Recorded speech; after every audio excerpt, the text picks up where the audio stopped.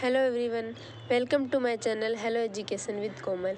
In this video we will know what is two finger test and why is it banned by Supreme Court. Supreme Court mentioned that two finger test on rape victims unscientific, those conducting guilty of misconduct. The two finger test on alleged rape victims is regressive, has no scientific basis, and is an affront to the dignity of women. The Supreme Court said Monday, as it declared that those found indulging in the practice will be guilty of misconduct.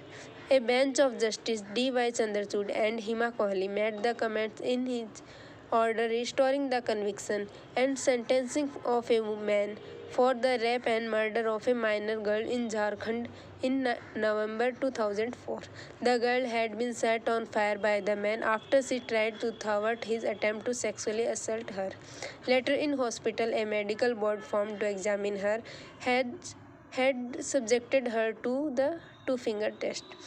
The so-called two-finger test or per vaginum examination is conducted on alleged victims of sexual assault and rape to determine whether they are habituated to sexual intercourse, calling it regrettable that the practice continues despite the top court's disapproval and the government proscribing it. The bench said the two-finger test has no scientific basis and neither proves nor disproves allegation of rape.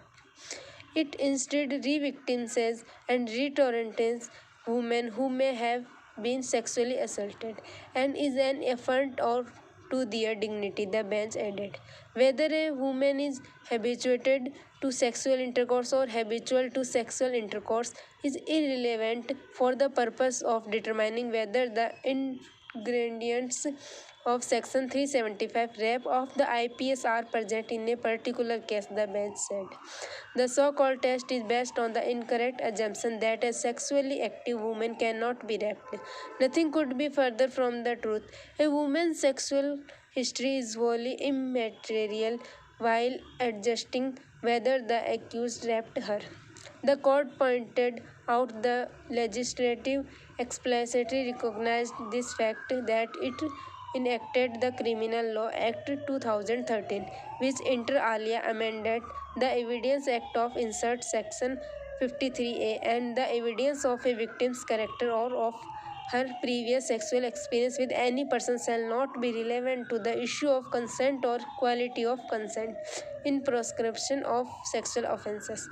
The probative value of a woman's testimony does not depend upon her sexual history, the bench said, adding, "It is patriarchal and sexist to suggest that a woman cannot be believed when she states that she was raped merely for the reason that she is sexually active." The judgment said the Ministry of Health and Family Welfare had also issued guidelines prescribing the application of the two-finger test on alleged rape victims by health practitioners. Thank you for watching. I hope you like this video. So like, comment and share and don't forget to subscribe.